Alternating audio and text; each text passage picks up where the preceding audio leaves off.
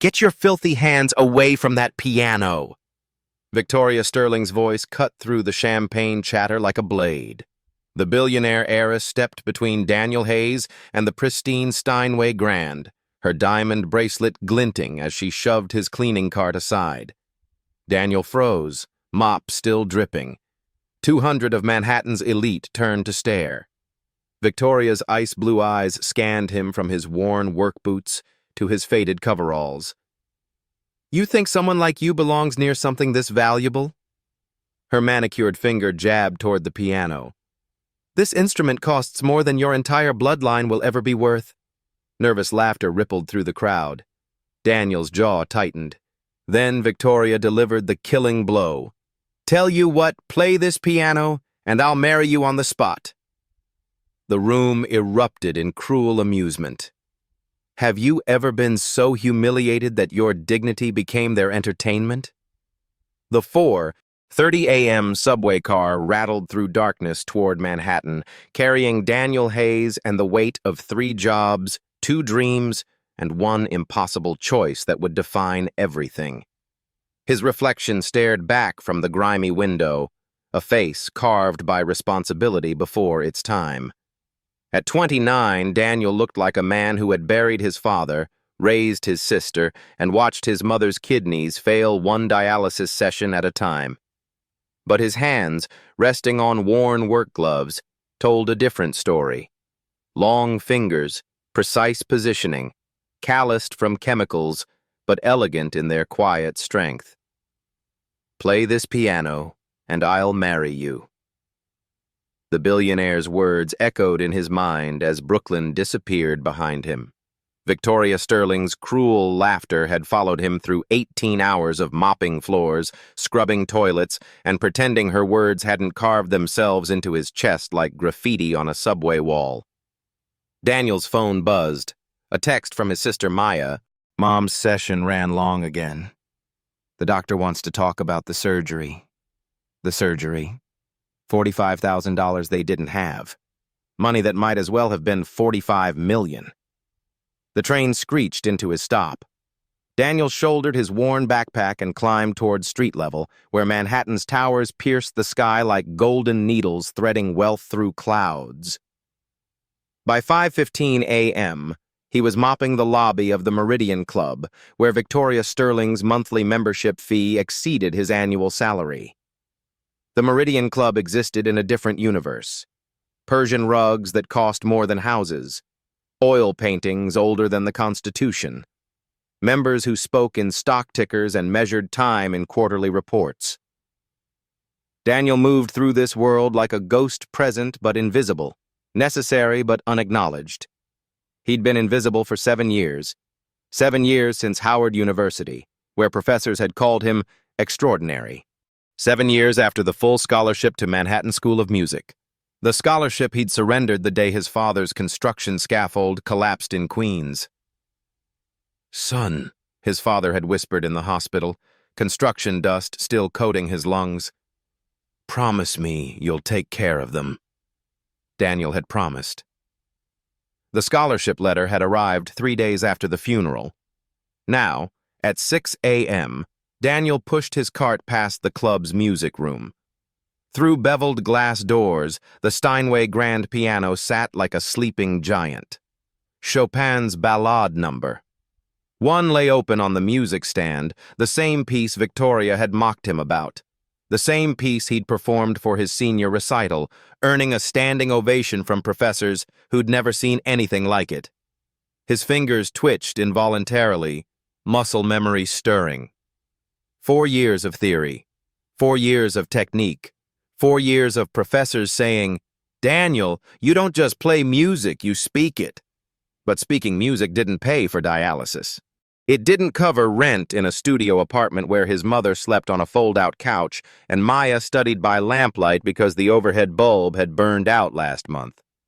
Daniel's current world measured exactly 420 square feet in Bed-Stuy, a space where his mother's medical equipment dominated the living room, where Maya's homework covered the kitchen table they'd inherited from their grandmother, where Daniel slept on an air mattress that deflated slightly each night, requiring morning adjustments before work.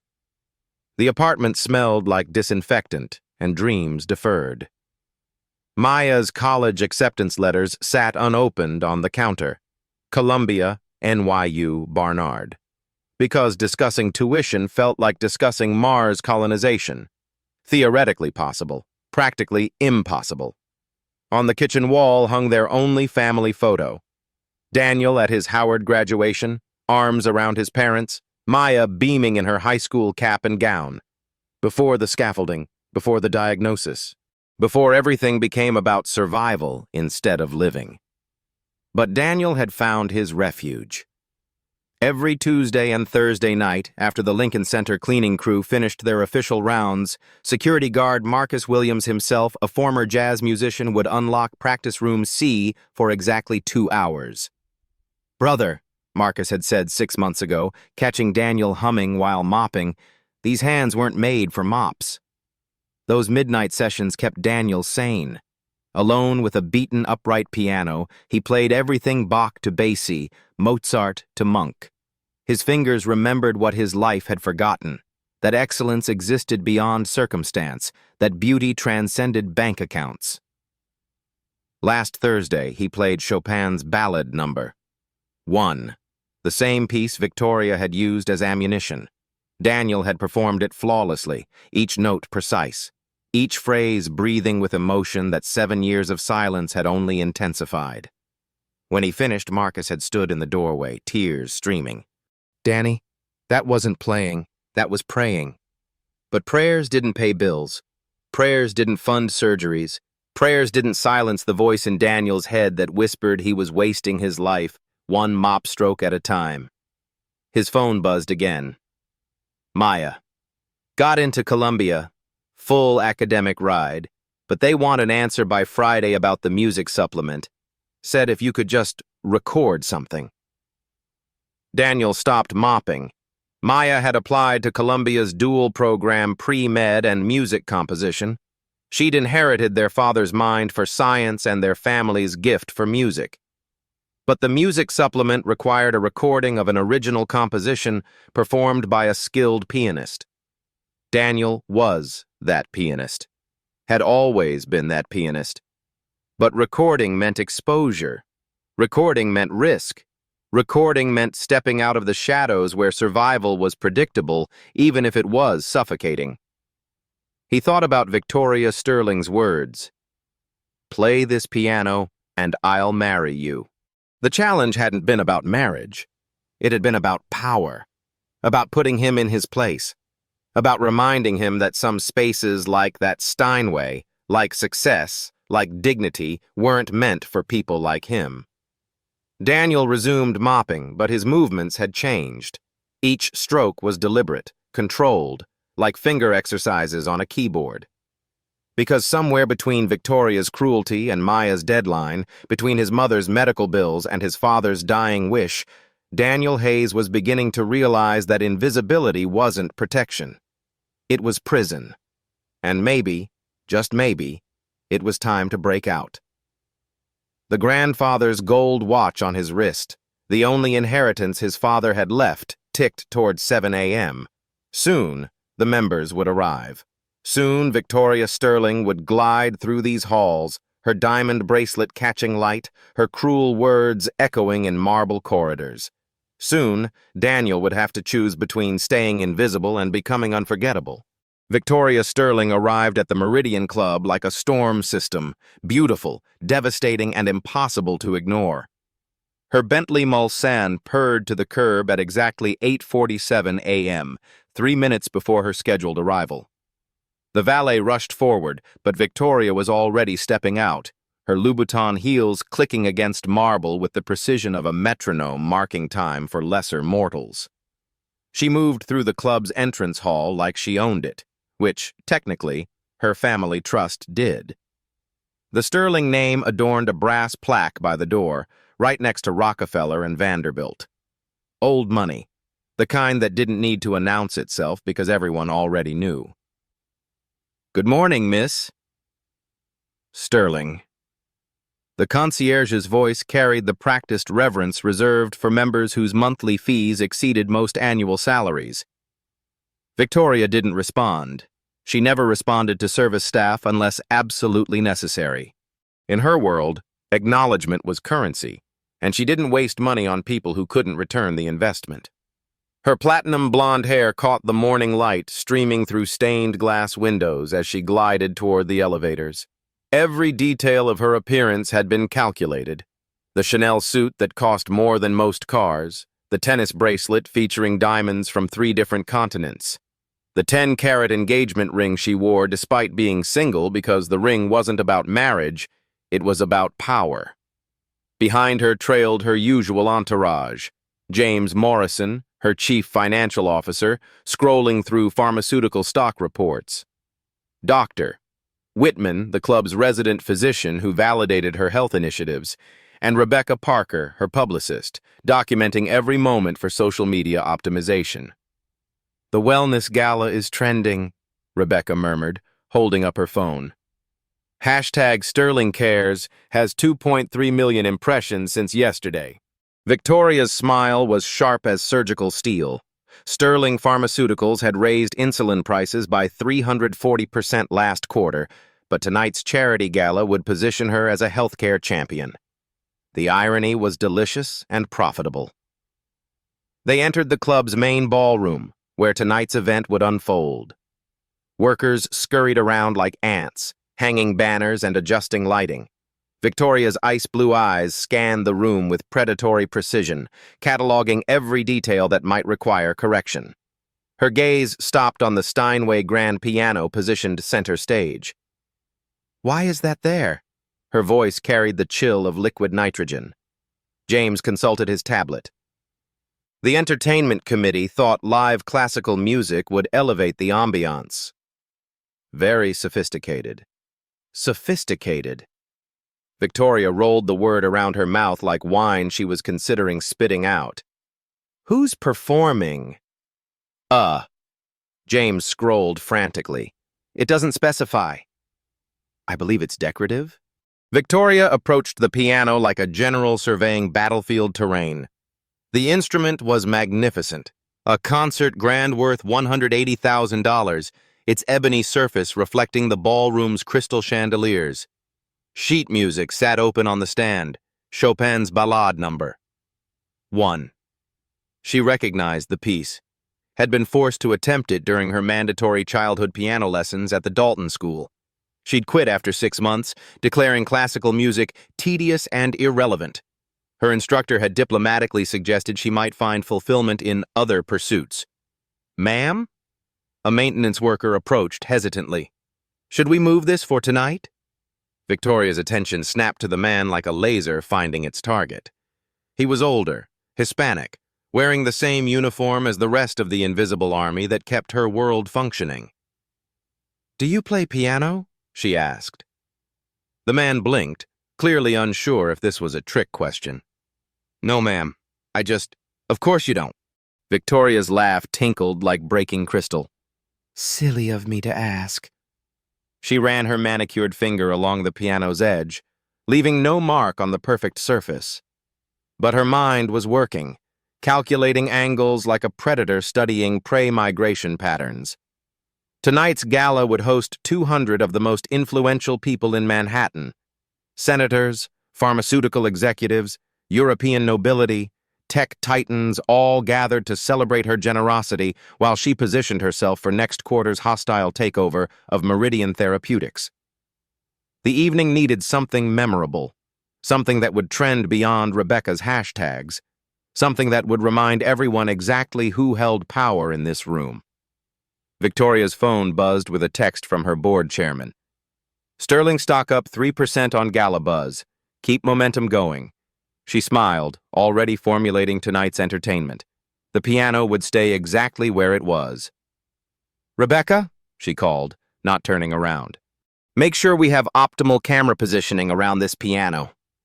I have a feeling tonight's gala will be unforgettable." As Victoria continued her inspection, Daniel Hayes pushed his cleaning cart past the ballroom's service entrance. Through the glass doors, he could see her standing beside the Steinway, her presence transforming the space into something between courtroom and coliseum. She caught his reflection on the piano's surface and turned slightly, those ice-blue eyes meeting him for exactly 2.3 seconds. Long enough for recognition, long enough for calculation, long enough for Victoria Sterling to decide that tonight's entertainment had just walked into view. Her smile widened, revealing teeth as white and sharp as pharmaceutical-grade cocaine. "Play this piano, and I'll marry you." The words she'd spoken 12 hours ago had been practice. Tonight would be the performance. The Meridian Club's ballroom had transformed into a stage worthy of royalty. Crystal chandeliers cast golden light across marble floors polished to mirror perfection. 200 of Manhattan's most powerful figures mingled beneath oil paintings worth more than small countries' GDP. Victoria Sterling held court at the ballroom's center, a vision in midnight blue Valentino that cost more than most annual salaries. Around her, pharmaceutical executives and senators competed for her attention like planets orbiting a particularly dangerous star. "The insulin accessibility program has been transformative, Doctor," Whitman was saying, champagne flute raised in toast. "Miss Sterling's leadership proves that profit and compassion can coexist." Victoria's smile could have cut diamonds. Sterling Pharmaceuticals had tripled insulin prices while launching a compassionate care program that helped exactly 0.3% of affected patients. But tonight wasn't about mathematics. It was about optics. "Ladies and gentlemen," she announced, her voice carrying across the ballroom with practiced authority, "before we begin tonight's formal program, I'd like to address something that's been troubling me." Conversations paused. Phones emerged from designer purses.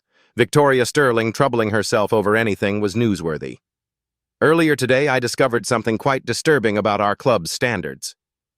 Victoria's ice-blue eyes scanned the crowd, building suspense like a conductor preparing an orchestra. "It seems our service staff believe they understand fine culture." Nervous laughter rippled through the crowd. Senator Morrison whispered to his wife, "Here we go." Near the service entrance, Daniel Hayes had been quietly refilling water glasses when Victoria's words froze him mid-step.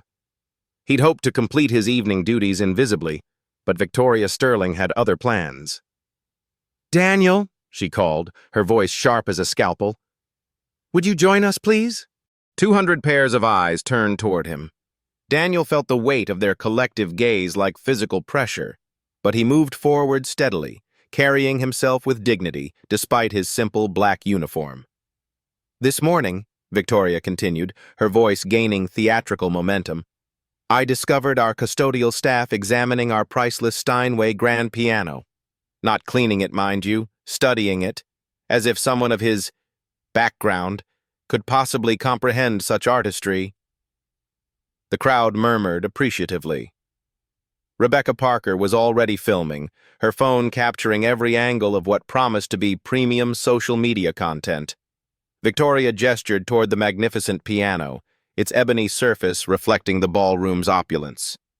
"This instrument, ladies and gentlemen, cost more than most people earn in 5 years. It requires training, breeding, and culture to appreciate. Qualities that—" She let the sentence hang, her gaze moving pointedly from Daniel's work boots to his simple uniform. "But I'm feeling generous tonight," Victoria announced, her voice dropping to a conspiratorial whisper that somehow carried to every corner of the ballroom. "After all, this is a charity event. So I'll make our friend here a proposition." Daniel's hands remained steady at his sides, but his jaw tightened almost imperceptibly. "If this gentleman can play even the opening measures of that Chopin piece," Victoria pointed at the sheet music with a flourish, "I'll marry him right here, right now." The ballroom erupted in delighted laughter. Someone shouted, "Victoria, you're savage!"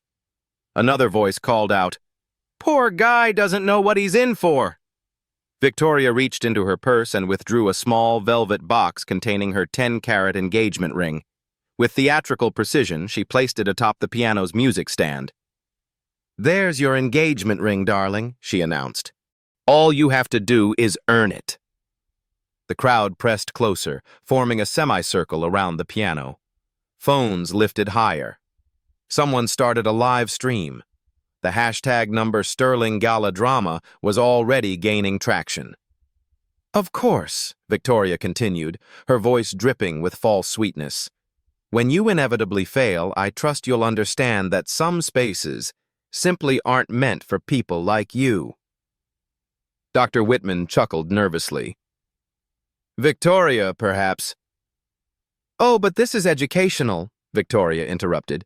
"We're about to demonstrate the difference between ambition and ability, between dreaming and doing." She turned to Daniel with a smile that could have frozen champagne. "Unless, of course, you'd prefer to simply return to your proper duties." The challenge hung in the air like smoke from an expensive cigar. Daniel could feel the crowd's anticipation, their hunger for entertainment at his expense. Phones recorded his every micro-expression. Social media algorithms were already calculating viral potential. In that moment, standing before Manhattan's elite while they waited for his humiliation, Daniel heard an echo of his grandfather's voice. "Dignity isn't something they can take from you, son. It's something you either carry or you don't." Victoria's ice-blue eyes gleamed with predatory satisfaction. She'd created the perfect trap: accept the challenge and face public failure, or decline and confirm every stereotype she'd just articulated. "Well?" she prompted, adjusting her diamond bracelet with deliberate precision. "Do we have a groom, or do we have a janitor who knows his place?" The ballroom held its collective breath, waiting for Daniel Hayes to choose between invisibility and destruction. The piano waited too, its keys reflecting ballroom light like a smile full of perfect teeth. Time moved like honey in winter. Daniel stood in the center of 200 predatory gazes, each phone camera a tiny eye recording his humiliation for eternal replay. The ballroom's marble floor seemed to tilt beneath his feet, threatening to send him sliding toward either dignity or destruction. Victoria Sterling's engagement ring caught the chandelier light, 10 carats of mockery perched atop sheet music that might as well have been written in hieroglyphics. At least, that's what everyone expected him to think. "Tick-tock," Victoria sang softly, checking her diamond Cartier watch. "Don't keep your bride waiting, sweetheart." Senator Morrison's wife whispered loudly enough for Daniel to hear. "Poor man probably can't even read music." Another voice. "This is painful to watch." Daniel's mind raced through calculations: viral humiliation, job termination, his family's medical bills, Maya's Columbia deadline, his mother's surgery, the scholarship that could change everything or destroy what little they had left. But then, cutting through the noise of fear and consequence, came his grandfather's voice from a memory 20 years old. "Danny, they can take your job, your money, even your dreams. But they can't take what God put in your fingers and your heart." His grandfather, who'd played piano in Harlem jazz clubs before Jim Crow made music a luxury he couldn't afford. Who'd worked construction by day and taught Daniel scales by lamplight. Who'd died believing his grandson would one day make music that mattered. Daniel's hand moved instinctively to his wrist, where his grandfather's gold watch rested beneath his uniform cuff. The metal felt warm against his skin, a reminder of promises made and potential waiting. He thought about Maya, brilliant and determined, needing just one recording to complete her Columbia application. He thought about his mother, dignified even as dialysis stole her strength piece by piece. He thought about his father's dying words: "Take care of them." Taking care meant more than paying bills. It meant showing them that surrender wasn't hereditary, that being underestimated wasn't the same as being defeated. Daniel raised his head, meeting Victoria's ice-blue gaze directly.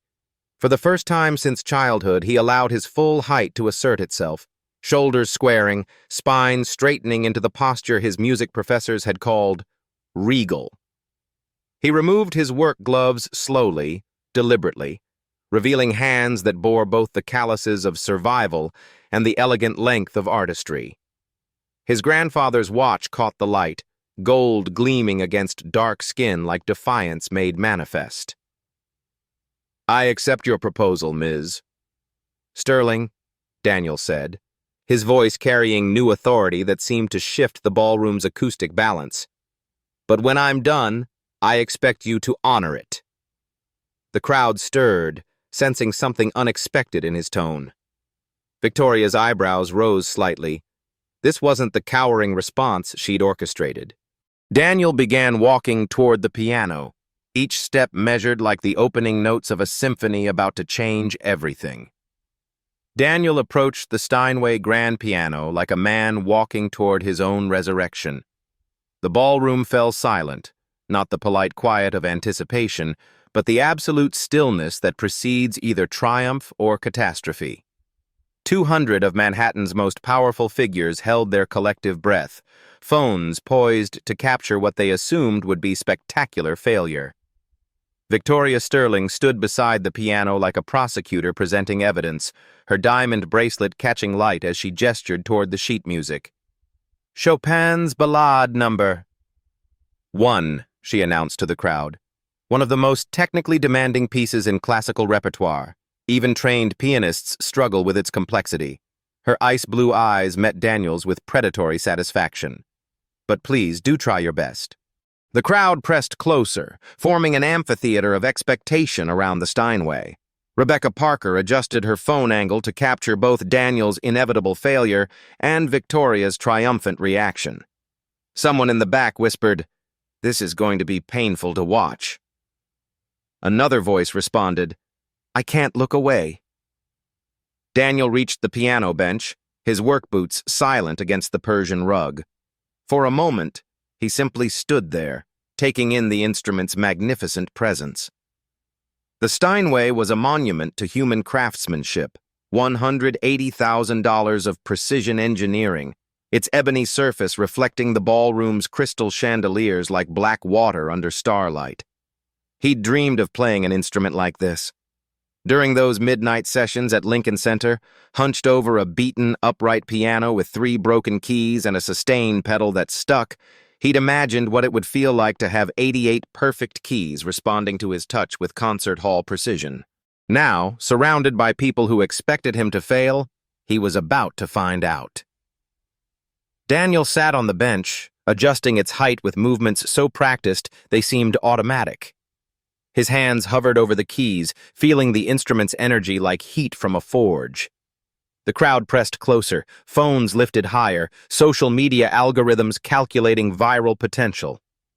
"This should be good," someone whispered. "How long before he gives up?" another voice murmured.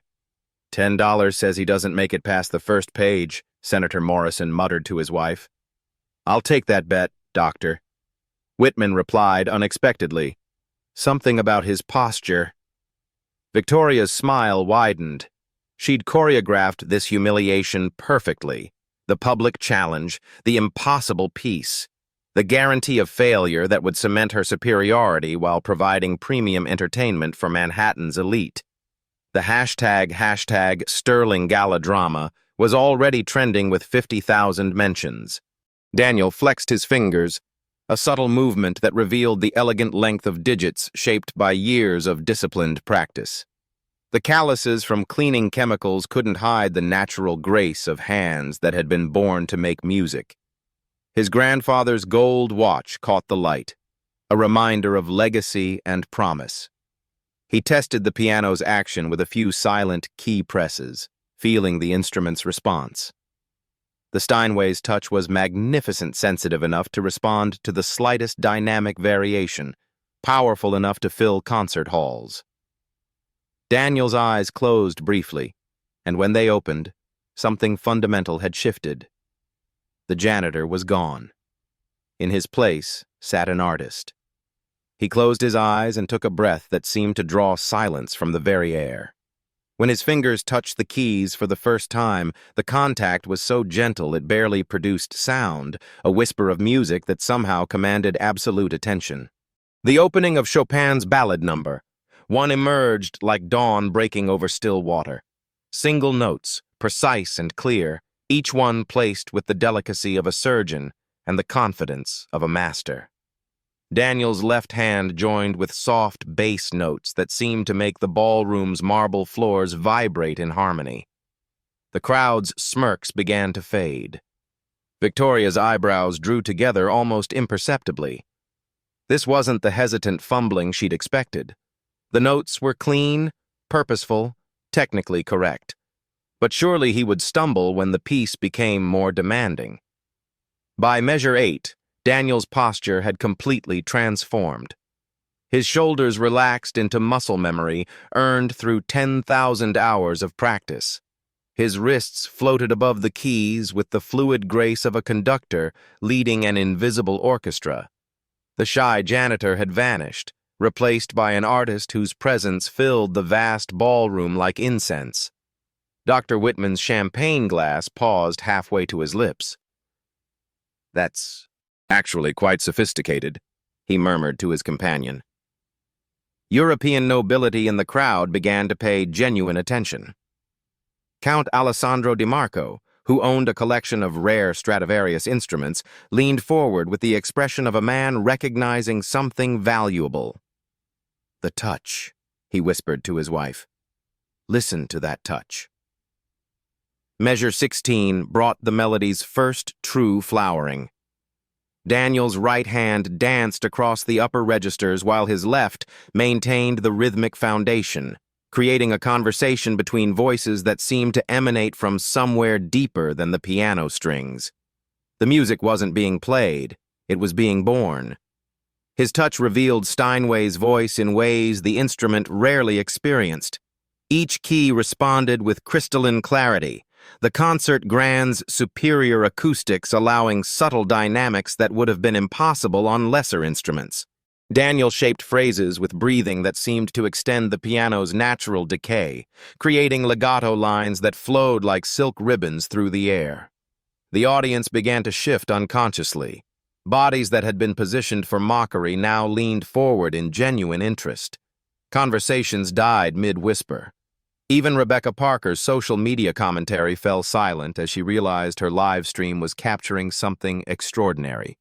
The comment feed exploded with messages.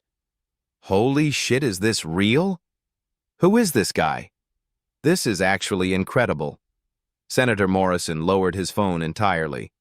His wife grabbed his arm, whispering, "David, he's really good." The transition to the B section arrived like a thunderclap wrapped in velvet. Daniel's technique exploded into view octaves that rang like cathedral bells, arpeggios that cascaded down the keyboard like water over stones, chromatic runs so fast they blurred into pure emotion. His hands moved with surgeon-like precision while his face reflected the music's emotional landscape, tender during lyrical passages, fierce during dramatic climaxes. "Jesus Christ," someone whispered. "He's actually a pianist." "Shh," came the sharp reply. The crowd was no longer watching a humiliation unfold. They were witnessing artistry at a level most had never experienced outside Lincoln Center. Victoria's ice-blue eyes widened as Daniel navigated passages that would challenge conservatory graduates. His left hand thundered through bass octaves, while his right hand executed runs that seemed to defy the physical limitations of 10 fingers. The sound filled every corner of the ballroom, resonating off marble walls and crystal fixtures with cathedral-like majesty. A young pharmaceutical executive pulled out his phone to Google the piece's difficulty level. His face went pale as he read, "Considered one of the most challenging works in the piano repertoire. Requires advanced technical skill and mature musicianship, often used as a benchmark for professional-level pianists." The crowd began to murmur in amazement. Tech titans who collected rare instruments as investments realized they were witnessing something their money couldn't buy. Pharmaceutical researchers who understood the intricate complexities of molecular structures recognized equivalent complexity being executed with flawless precision. Daniel navigated Chopin's most treacherous passages like a master chef wielding a knife-dangerous techniques made to look effortless through years of dedicated practice. His pedaling created layers of resonance that transformed the ballroom into a concert hall, each harmony hanging in the air like precious perfume. The development section showcased interpretive maturity that defied his circumstances. Daniel took risks with tempo and dynamics that only artists comfortable with their mastery attempt, slowing impossible passages to extract maximum emotional impact, then accelerating through technical fireworks that would challenge conservatory professors. Count DiMarco turned to his wife with tears in his eyes. "Maria, this is what we heard at La Scala in 1987. This is that level of artistry."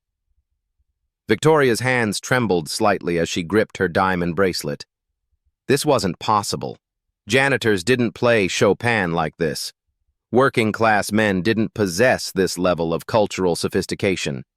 Everything she believed about breeding, education, and social hierarchy was crumbling with each perfectly executed phrase. The music built toward its climactic return, Daniel's entire body now moving with Chopin's rhythms. His feet worked the pedals like a master organist, his shoulders swayed with melodic lines. Even his breathing synchronized with the music's phrases. He wasn't just playing the piano. He had become the conduit through which Chopin's genius flowed into the modern world. Rebecca Parker's phone trembled in her hands. Her live stream had gained 100,000 viewers in real time. Comments flooded faster than she could read. "This is the most beautiful thing I've ever heard. Who is this man?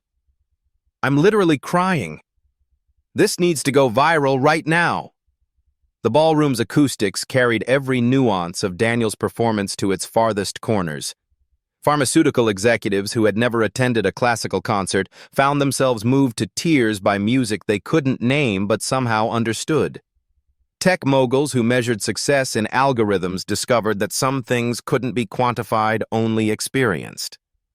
Then came the cadenza, the piece's most technically demanding passage, where even professional pianists held their breath. Daniel's hands separated into independent voices, the left maintaining bass octaves while the right exploded into cascading runs that seemed to defy physical possibility. The ballroom held its collective breath. Victoria's mouth fell open as Daniel executed passages that her own childhood piano teacher had called impossible for anyone but the most gifted artists. His fingers moved so quickly they blurred, yet every note rang clear and true. The Steinway sang under his touch like an instrument possessed, its voice soaring above the stunned silence of Manhattan's elite. Count DiMarco stood up involuntarily, his years of musical education recognizing mastery when he witnessed it. Other audience members followed suit, unable to remain seated in the presence of such artistry. Daniel paused for exactly one heartbeat before the final section, a moment of perfect silence that stretched like eternity. In that pause, 200 people realized they were witnessing something extraordinary. Phones that had been recording for mockery now captured reverence. Then Daniel's hands descended like controlled lightning. The final measures erupted with power that seemed to shake the crystal chandeliers. Bass notes thundered through the ballroom's foundation, while melody lines soared toward the vaulted ceiling.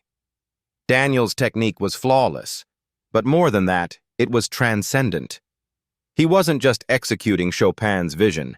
He was channeling 7 years of suppressed dreams, a lifetime of being invisible, generations of ancestors whose talents had been buried beneath survival. The final chord rang out like a declaration of war against every assumption the crowd had carried into this room. Daniel held the sustain pedal down, letting the harmonies decay naturally while the ballroom absorbed what had just occurred. Silence. Complete, absolute silence that stretched for 4.3 seconds, long enough for reality to reassemble itself around a new truth. The eruption. The standing ovation began with Count Alessandro DiMarco, the Italian nobleman whose family had patronized artists for 5 centuries, rose from his seat like a man witnessing the second coming. His weathered hands, which had applauded Pavarotti at La Scala and Horowitz at Carnegie Hall, came together in thunderous appreciation. "Bravo!" he shouted, his voice cracking with emotion. Magnifico! Absolutely magnificent. The applause spread like wildfire. Dr. Whitman leaped to his feet, champagne forgotten. Senator Morrison's wife dabbed her eyes with a Hermes scarf worth more than most monthly salaries. Tech executives who measured everything in data points found themselves moved by something that couldn't be quantified. Extraordinary, Dr. Whitman called out. Simply extraordinary. Rebecca Parker's phone shook in her hands as she tried to capture the transformation sweeping through the ballroom. Her live stream had exploded to 250,000 viewers. Comments flooded the feed faster than she could process. I'm literally sobbing. This man is a genius. Victoria Sterling just got owned. Who is this king? The Lincoln Center director, who had been attending as Victoria's guest, pushed through the crowd toward the piano. His face bore the expression of a man who had just discovered buried treasure.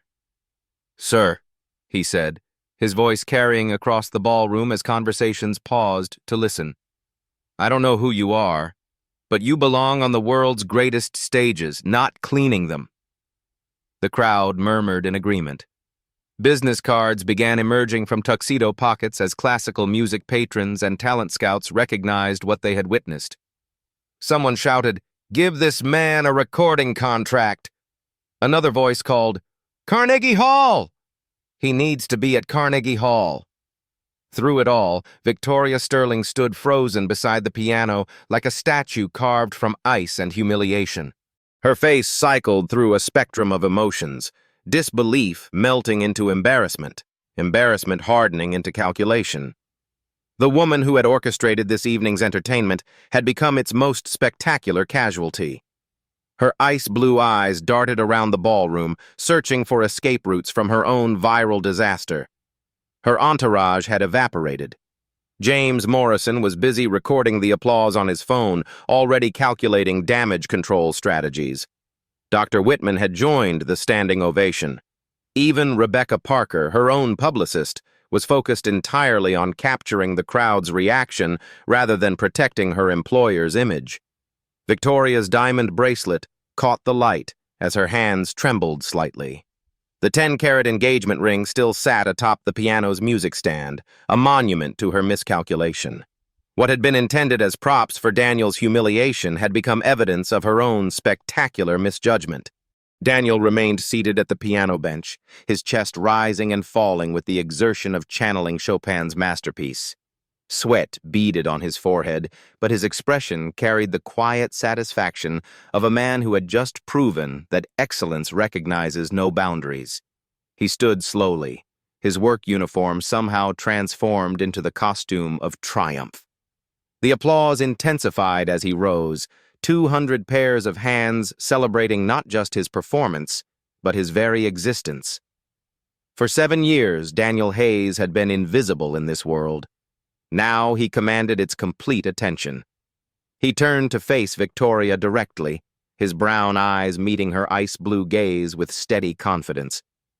The janitor who had trembled under her mockery had been replaced by an artist who knew his worth. "Miss Sterling," Daniel said, his voice carrying clearly across the ballroom despite the continuing applause, "I believe you have a wedding to plan."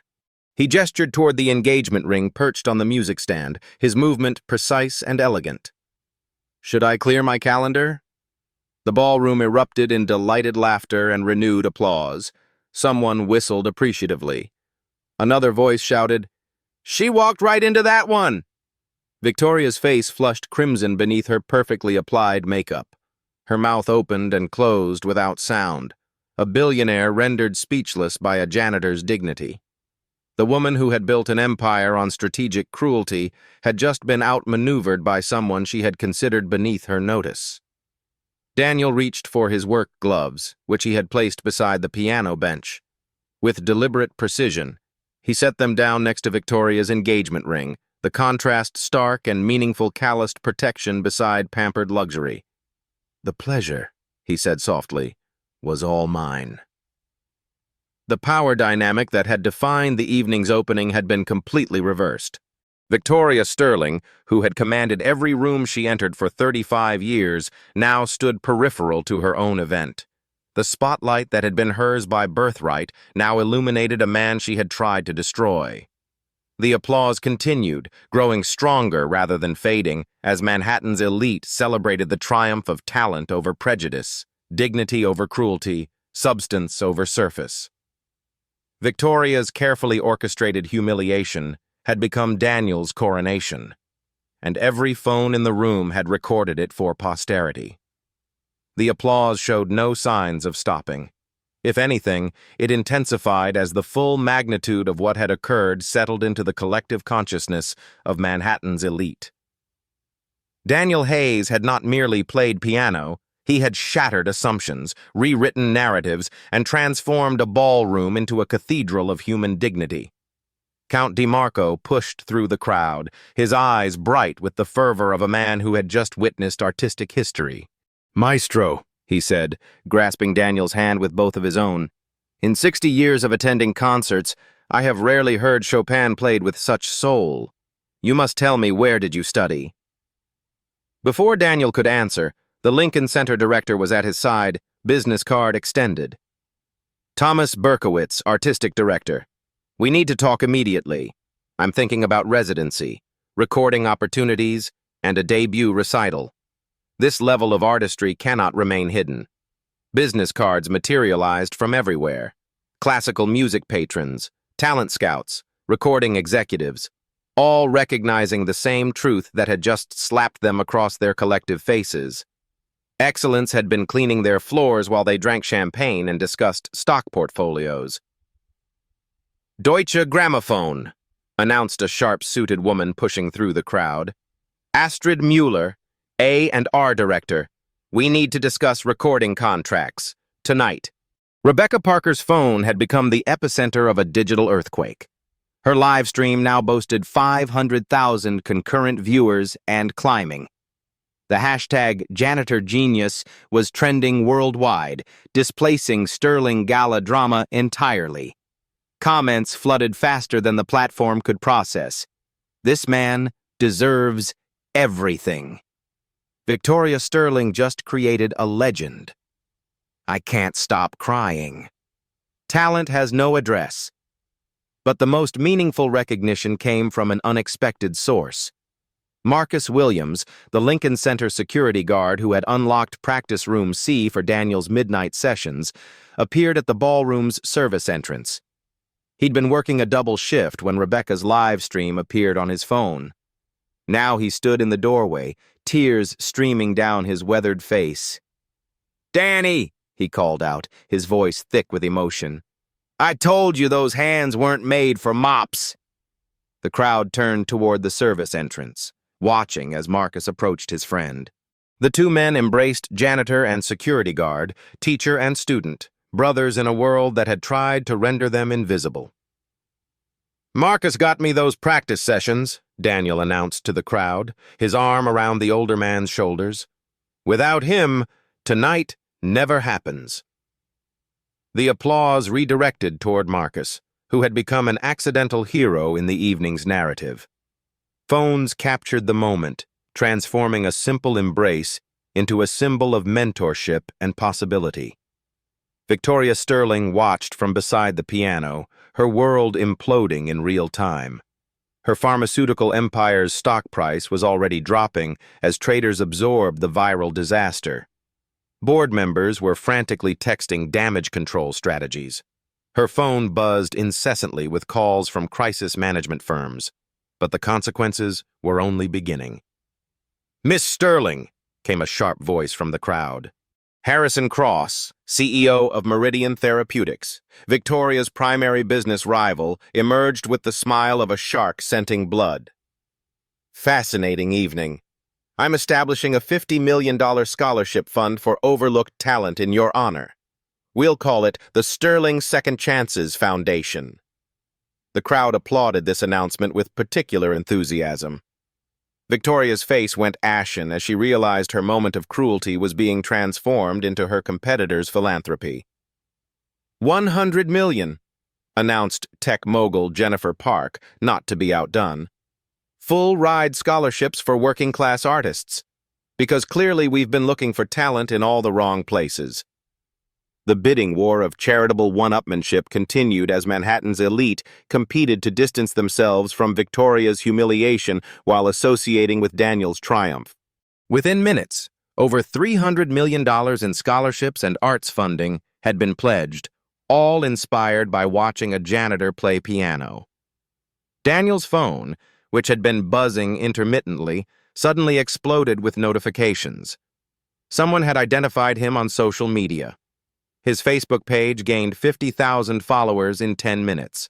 A GoFundMe for his mother's surgery created by a viewer watching the live stream had already reached $100,000 in donations. "Danny!" Maya's voice cut through the ballroom noise as she burst through the main entrance, still in her Columbia University sweatshirt. She'd sprinted from the subway after seeing her brother trending on Twitter. "What the hell is happening? You're literally everywhere!" The crowd parted as Maya rushed to her brother, her eyes wide with disbelief. "Mom's watching on Facebook Live from the hospital," she whispered. "She's crying." Happy crying. They've already called about the surgery. Someone paid for it. Some anonymous donor wired the full amount. Daniel's composure finally cracked. 7 years of carrying his family's weight. 7 years of invisible struggle. 7 years of deferred dreams. It all culminated in this moment of recognition that felt like resurrection. The Lincoln Center director appeared at Daniel's shoulder again.